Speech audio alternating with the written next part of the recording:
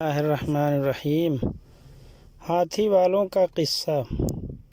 ابرہہ یمن کا حکمران تھا۔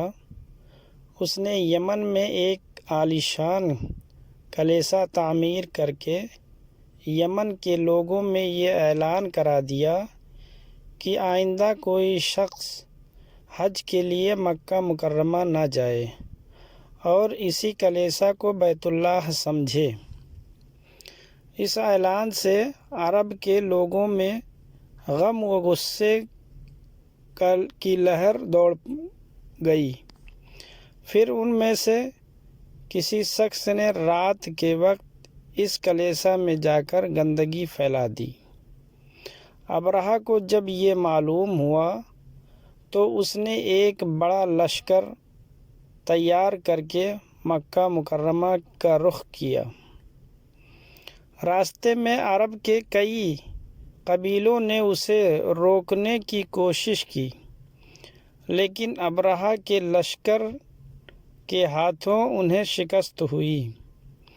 آخر کار یہ لشکر مکہ مکرمہ کے قریب ایک جگہ پہنچ گیا۔ اگلی صبح جب اس نے بیت اللہ کی طرف بڑھنا چاہا تو اس کے ہاتھی نے آگے بڑھنے سے انکار کر دیا۔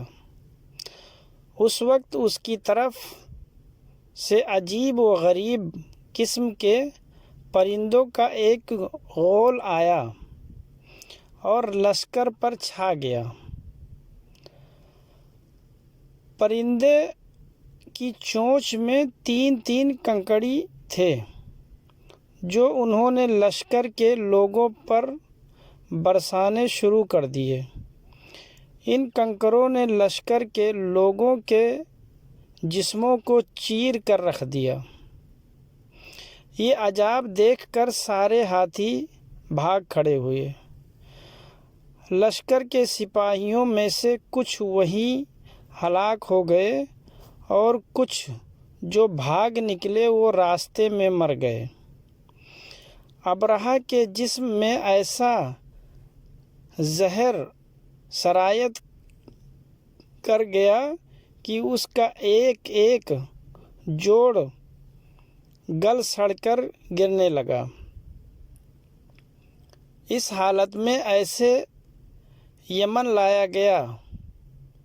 وہاں اس کے سارے بدن سے خون بہہ کر ختم ہو گیا۔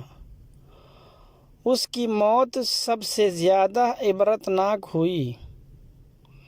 اس کے 2 ہاتھی بان مکہ مکرمہ میں رہ گئے تھے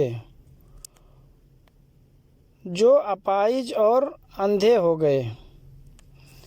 اس طرح اللہ پاک نے اپنے گھر کی حفاظت فرمائی اور طاقت پر غرور کرنے والوں کو سزا کا مزہ چکھایا۔ قرآن پاک کی سورہ فیل میں اللہ پاک نے اس واقعے کو یوں بیان فرمایا: کیا تو نے نہ دیکھا کہ تیرے رب نے ہاتھی والوں کے ساتھ کیا کیا؟ ان کے مکر کو بیکار نہیں کر دیا اور ان پر پرندوں کے جھنڈ بھیج دیے جو انہیں مٹی اور پتھر کی کنکریاں مار رہے تھے، بس انہیں کھائے ہوئے بھوسے کی طرح کر دیا۔ السلام علیکم ورحمۃ اللہ وبرکاتہ۔